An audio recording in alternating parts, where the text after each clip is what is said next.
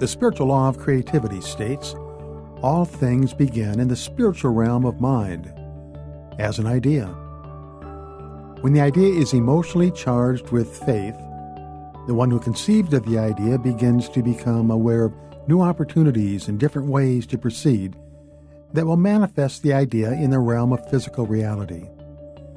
Such is the story of Unity Society of Practical Christianity, later to become known as Unity Temple on the Plaza. From the idea and the vision of Unity Temple to its completion, it really seems like a miracle that it came to be. For hundreds of things had to happen at the precise time, in the precise location, by the precise people. There were many problems, setbacks, and challenges that had to be overcome, but giving up was never an option.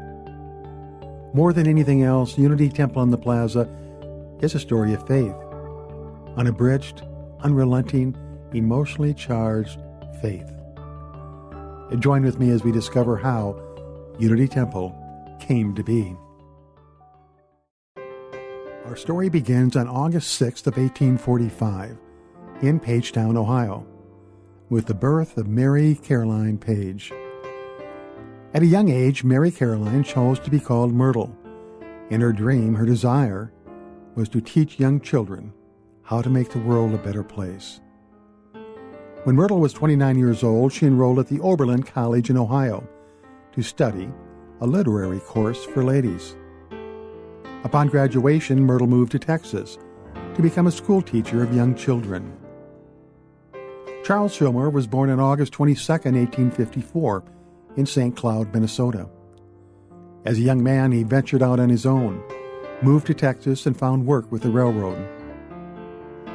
It is a great mystery, if not a miracle, in regards to how a young woman from Ohio moved to a specific town in Texas, and how a young man from Minnesota moved to that very same town, how they happened to meet, and what caused the starbursts and thunderclaps of love when they did happen to meet. The two of them became smitten with each other and married in 1881. In 1884, Charles and Myrtle moved to Kansas City, purchased a home, and Charles began to sell real estate. They had 3 sons, Lowell, Rickard, and Royal. Things were going quite well in Kansas City. The Fillmore family was living a happy life.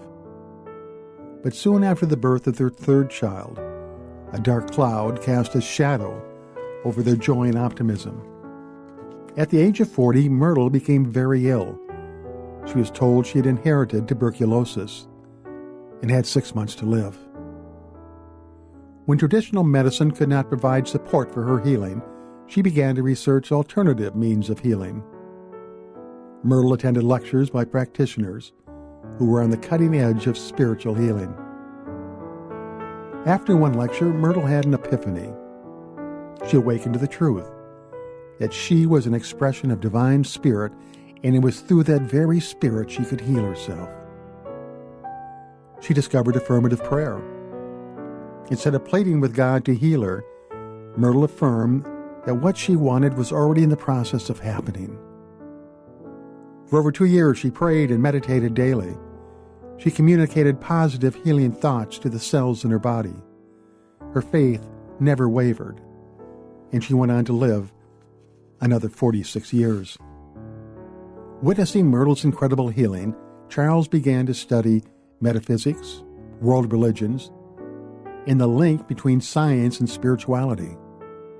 Both Charles and Myrtle published a periodical called Modern Thought.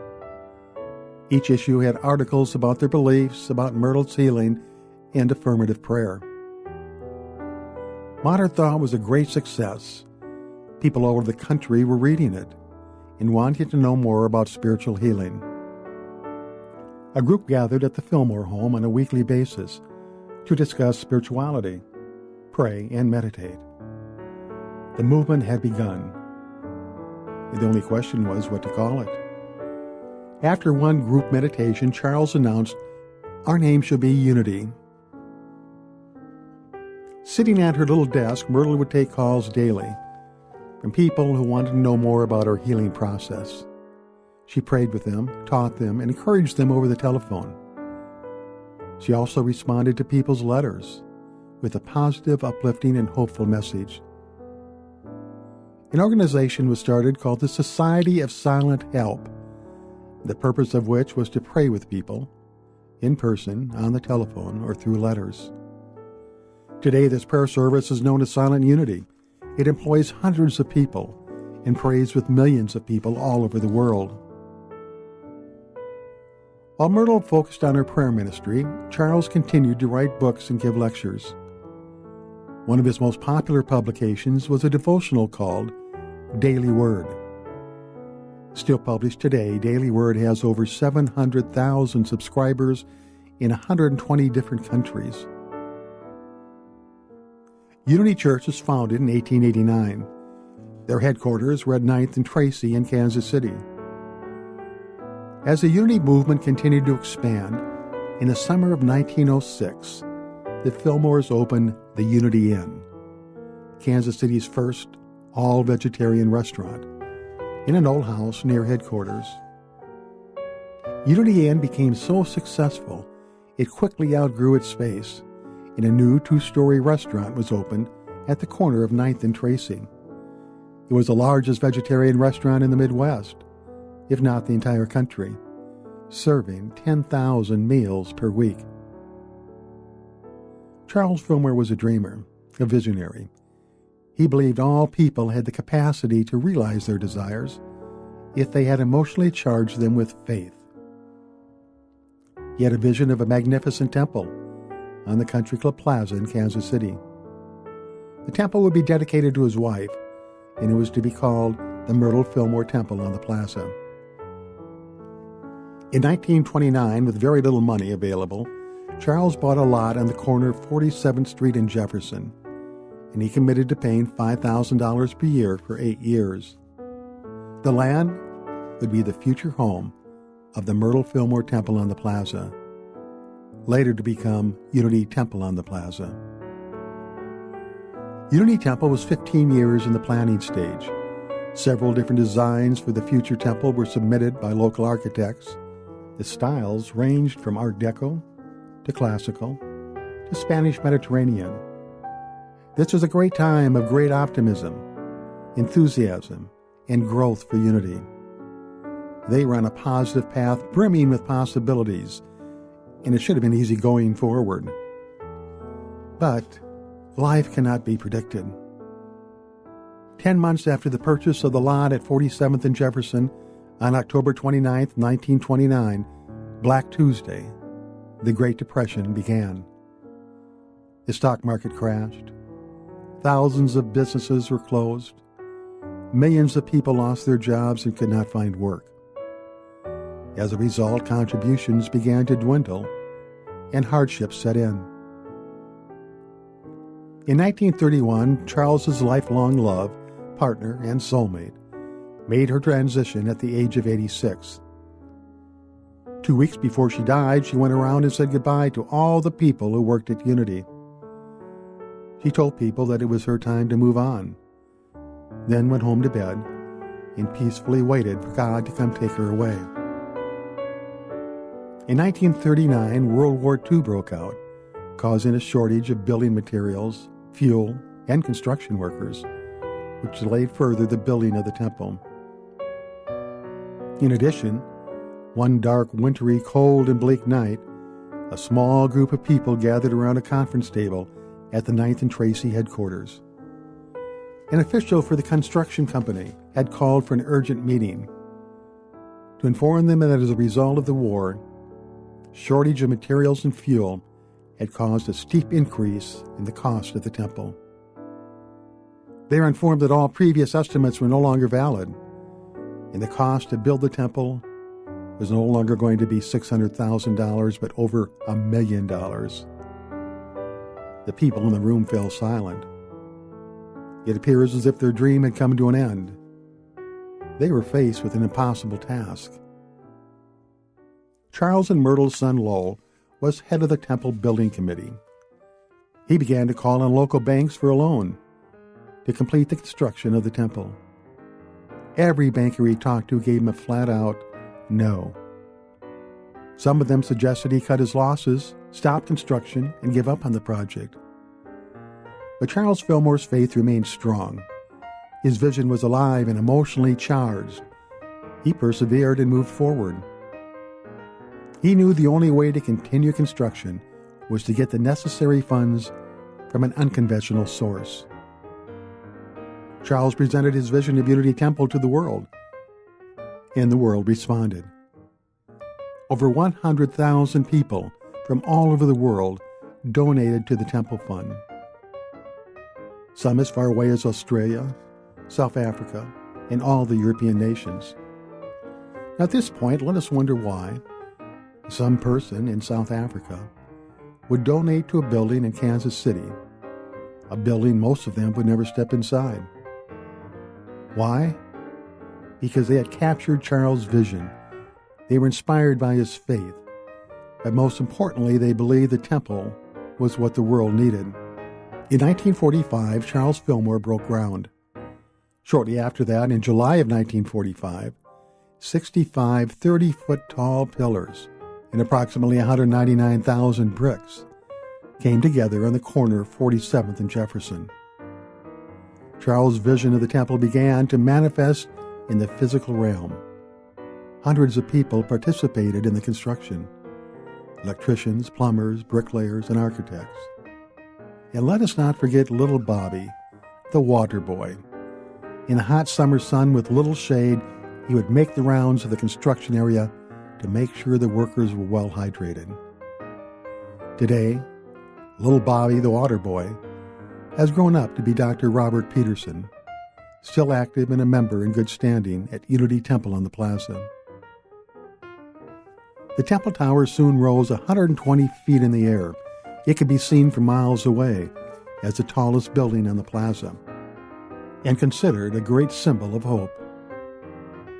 After 15 years in the planning and 5 years of construction, Unity Temple opened its doors to the public. The building was dedicated as a haven of rest and inspiration for all people, and was later expanded to a place where diversity is praised and peace and harmony are the rewards. The temple has 57,000 square feet of interior space for multiple classes, services, concerts, and prayer rooms. The main sanctuary seated 1,400 people. Although money was scarce, no expense was spared when it came to quality materials and exquisite design. Throughout the temple, there are hundreds of architectural details of ancient design and spiritual significance. A variation of the ancient Egyptian sun disk was adapted as the Unity wings. The globe in the middle symbolizes the human aspect of people, that which is of the earth. The wings represent the spiritual aspect of human beings. When aligned with one's spiritual nature, he or she can rise above and successfully manage any situation or circumstance that may hamper one's peace of mind and sense of well-being. The love window was designed by Reverend L.E. Meyer. It depicts the evolution of humanity's awareness of spiritual love. At the bottom of the window is the earth, that from which we all came forth. Resting upon the earth is the book of life, or the book of sacred wisdom, inscribed to the word love, the center point of all religions. And above the book is a 5-pointed star representing the 5 ministries of Unity Temple, which are inspiration, education, prayer and meditation, healing, and community. In the Charles Fillmore Chapel, a mural is inscribed in the chancel wall with a verse from 1 Colossians: Christ in you, your hope of glory. The Christ being the divine potential in all people as expressed by Jesus. Several years after the temple had opened, 60 stained glass windows were installed depicting faith, peace, harmony, and love.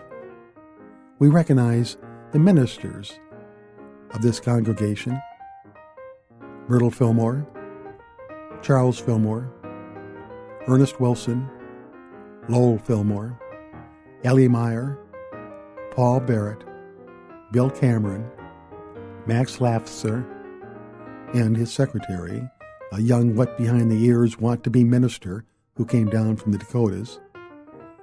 Then there was Martha Judici, Jim Rosebergy, and Albert Adulke.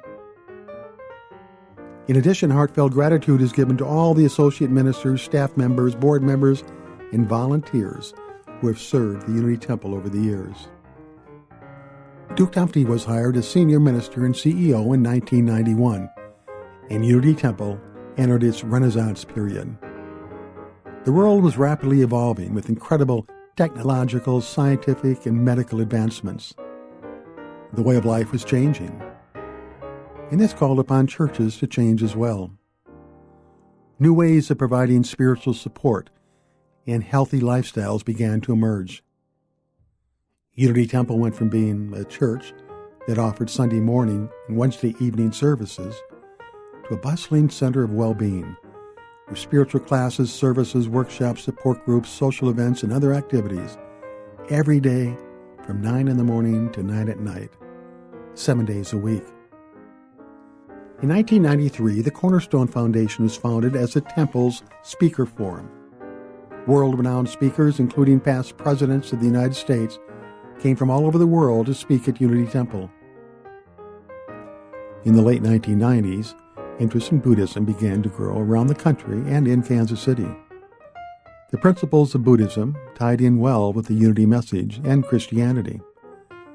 Today it is known as the Temple Buddhist Center and is flourishing with classes and services.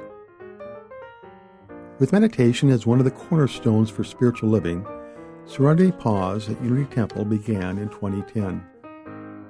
A guided meditation is held twice a day at 12:10 and 5:30, 365 days a year to all people at no charge. Over the last 70 years, Unity Temple has evolved into a community center, cultural arts venue, a prayer and healing center, a spiritual education institute, and a place to retreat from life's struggles and rejoice for life's rewards. Unity Temple is a place where difficult times are made better, and where good times are made better. Unity Temple in the Plaza, 70 years strong, uplifting people to greater levels of well-being and a greater relationship with God.